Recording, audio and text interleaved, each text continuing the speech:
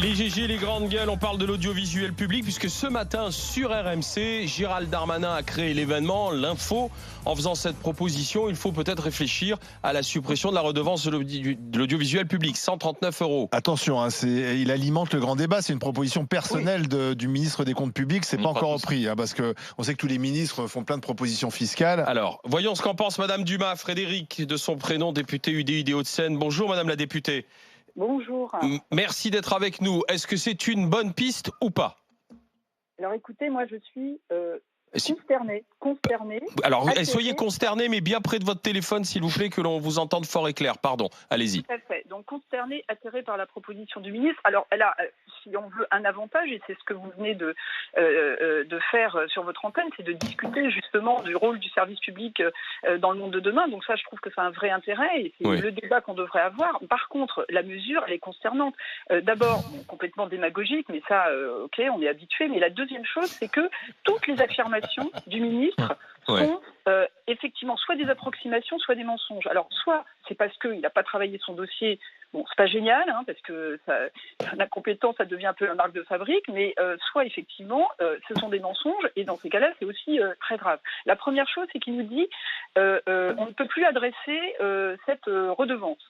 Il nous dit que ce sont les personnes âgées qui effectivement la payent le plus.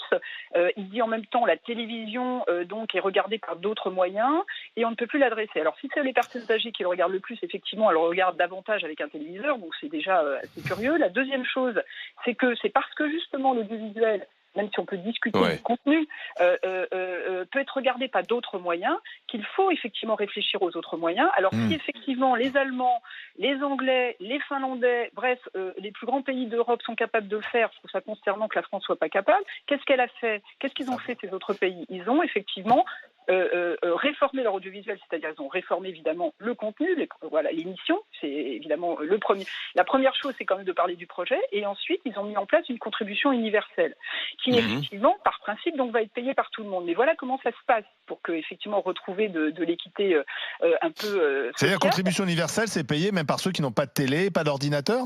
Alors justement, j'explique, puisque c'est quelque chose sur lequel évidemment il faut donner des explications. Il y a différents moyens, ça dépend évidemment de la manière dont les impôts sont perçus dans le pays. Nous, le ministre a raison sur une chose, la taxe d'habitation va disparaître, donc effectivement on ne peut plus passer par la taxe d'habitation et on ne va pas évidemment payer des sommes énormes. On peut faire comme en Allemagne. En Allemagne, eux, ils passent par la taxe foncière. Je ne pense pas que le gouvernement ait proposé de supprimer la taxe foncière. Donc effectivement, tout le monde ne la paye pas. Non, mais en Allemagne, donc c'est par la taxe foncière, donc ceux qui sont propriétaires payent et ceux qui sont locataires. Attendez, ceux qui sont locataires, effectivement, le propriétaire bascule une partie de la redevance. D'accord, mais mais la vraie question, Madame Dumas, aujourd'hui, moi, si je veux regarder Netflix ou RMC Sport, par exemple, je paye. Pourquoi je devrais continuer à payer pour des chaînes que je ne regarde pas? Non, mais justement, alors je vais vous répondre. Ça, c'est pour dire on ne peut plus l'adresser. C'est quand même dommage que le ministre dise ça. La deuxième chose, c'est effectivement, vous avez raison, c'est sûr, cette question, évidemment, c'est normal que les Français se disent pourquoi je paye quelque chose que je ne regarde pas ou que je n'écoute pas. Mais d'abord, vous savez, il y a beaucoup d'impôts qu'on paye et qu'on n'utilise pas non plus tous les services qui sont payés. Oui, mais certes. Mais attendez. Est-ce qu'un jeu télévisé, c'est une mission de service public? C'est ça la question. Attendez, mais je vais répondre. Moi, ce que je pense... L'école, la santé, d'accord, la sécurité, mais est-ce qu'un jeu télé, c'est aujourd'hui, sachant que les Français payent beaucoup plus d'impôts que n'importe qui en Europe, est-ce qu'il faut continuer à payer des impôts pour finalement enrichir les animateurs de jeux télé? Non, mais attendez, il y a deux choses. Il y a le contenu.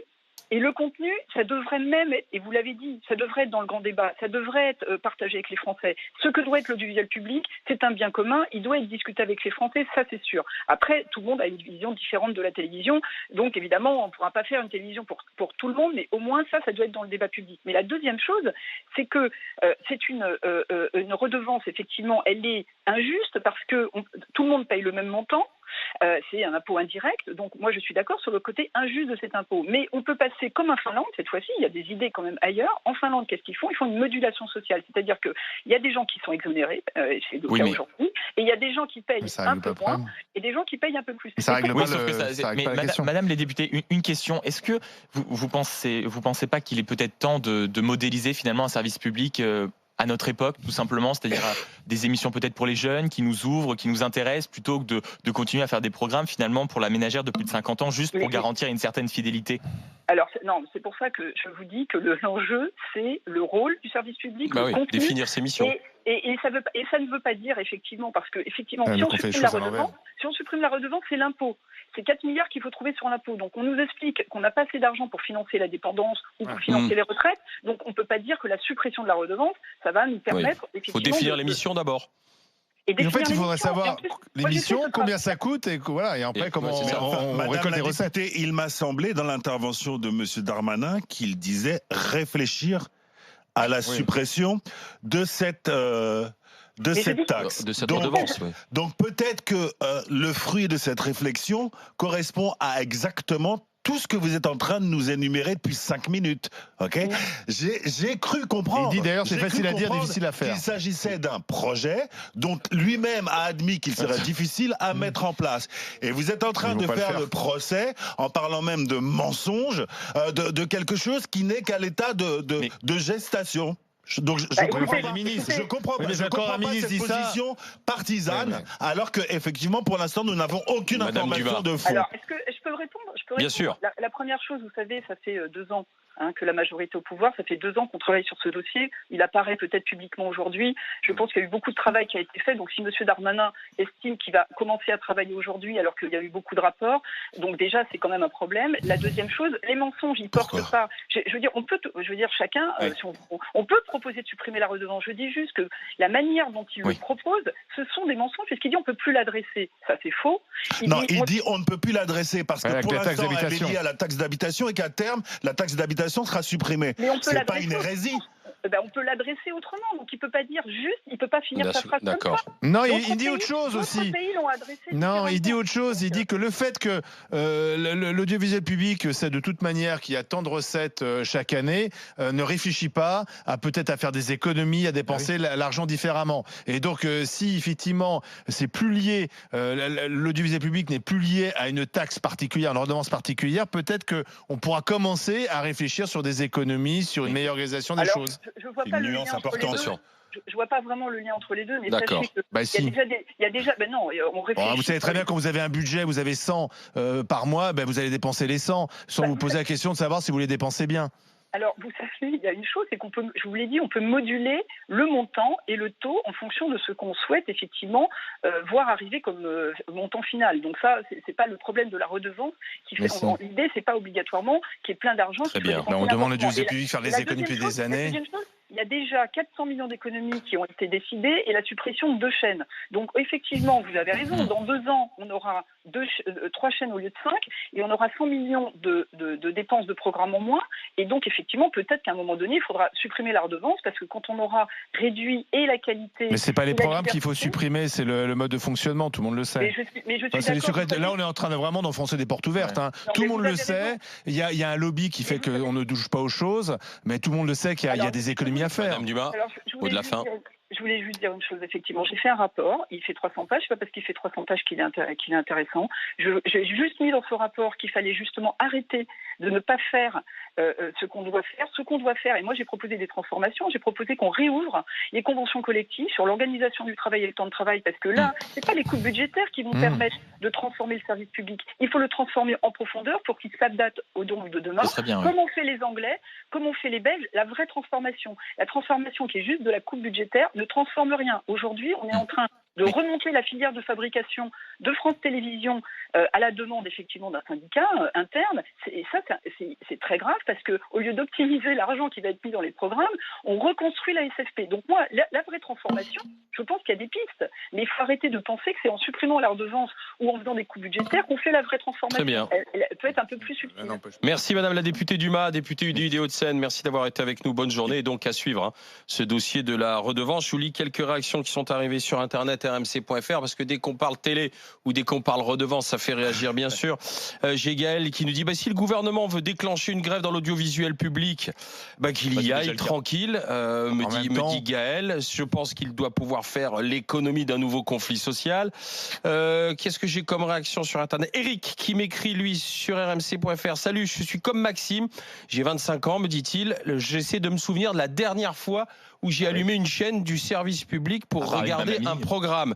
Il dit, si, peut-être le week-end, quand j'ai un petit peu de temps, un peu les infos. Et encore, m'écrit-il sur Internet, rmc.fr. Là où il faut aussi le dire quand même, le problème du service public et l'image que ça a donné aux gens, ça a toujours été magouille et compagnie entre les politiques et les journalistes. On se rappelle de Jean-Pierre Elkabbach qui avait été placé par Nicolas Sarkozy, Patrick Poivre d'Arvor qui avait été plus ou moins évincé, et on se souvient surtout de Michel Field qui était directeur de l'information à France 2. Il était sur TF1, donc il était sur d'accord, privé, mais Michel Field qui avait été directeur de l'information à France 2, qui était largement connu. Non, mais il y a des journalistes qui font très bien leur boulot, Maxime. Là, tu fais des raccourcis. Je pense pas. Je pense sincèrement qu'il y a une connivence entre notamment le pouvoir et les journalistes du service public, notamment que sur les économies, on a toujours pointé, notamment par la Cour des comptes, certains grands postes vacants à France 2, mais également des travaux de rénovation qui ont été faits, notamment à Radio France, qui auraient largement pu être évités. Sur des comportements, des dérives individuelles, c'est des gabegies. Et puis Sébastien qui dit: salut les grandes gueules, j'étais pas au courant du chiffre que vous avez donné, ces milliards et ces 17 000 salariés. Waouh, quel mastodonte. Bon courage au gouvernement et à monsieur Darmanin, m'écrit Sébastien sur rmc.fr. Il parle du service public et du coût du service public. Moi, ça m'étonne parce qu'on ne parle ni de la présidence de France Télévisions. Madame Ernotte. Les 17 000 personnes, la plupart, ce sont des petits salariés à la technique, etc. Dans les studios. C'est pas Nagui, il y a pas de problème. Nagui, demain, il pourra, si le service public ferme, aller à TF1 ou ailleurs. C'est pas ça le problème du service public. C'est tous les salariés qu'il y a derrière et qui sont condamnés à une présidence de la chaîne qui prend des décisions, qui supprime des émissions, en met d'autres à la place. C'est sûr. Et derrière, c'est souvent les petits qui vont trinquer dans ce cas-là. Compagnie où aujourd'hui, avec la fibre optique qui rentre dans la plupart des domiciles, avec les box, tout ça, on a des compagnies comme Free, Orange, SFR, etc., qui engrangent énormément d'argent et qui à un moment donné... Mais qui investissent aussi des milliards. Oui, mais on pourrait poser quand même la question dans des forfaits parfois qui coûtent 70, 80 € pour avoir la télé avec le téléphone à domicile. Pourquoi il n'y a pas, ne serait-ce que 2 €, 3 € par ménage, par vente de forfait qui va dans cette idée de financer le service public. Donc c'est le privé qui devrait financer le public. Il y a une question. Non. Il devient libéral. C'est génial. Non, mais j'essaie de réfléchir. Non, mais si on donc on a bien besoin du privé, Anas. Oui. Non, mais prenons celui qui a une box Orange, admettons. Celui qui a une box Orange, à un moment donné, les gens vont prendre le forfait. Ils vont regarder aussi France 2, ils vont regarder France 4. Mais aujourd'hui, celui qui prend le box Orange paye leur dose. Oui, c'est il paye deux fois. Il y a lui qui paye de lui-même, qui fait la démarche de lui-même de prendre un opérateur privé, de lui dire on va te prendre 2 €. Non, mais ça veut donner au public. C'est un hommage au privé. C'est-à-dire qu'on a besoin de l'argent du privé pour faire la financer public. Sur le chiffre d'affaires qui est effectué par ces entreprises, elles font pas des dizaines d'euros. On parle de milliards. Donc il y aurait possibilité des milliards aussi. Tu peux pas dire ça. Les chaînes privées financent un truc monstre comparé parfois au service public. On va pas demander à l'argent privé d'aller en plus aider le service public. Pas les chaînes privées. Moi, je parle des opérateurs. Dans un instant, dans les grandes gueules, on compte sur Anas, Maxime et David pour un débat feutré sur les interdictions de manifester avec les gilets jaunes. Je pense que ça va donner dans la poésie. C'est chaud. Restez avec les grandes gueules. À tout de suite pour les GG veulent savoir. RMC, 9h midi, les grandes gueules.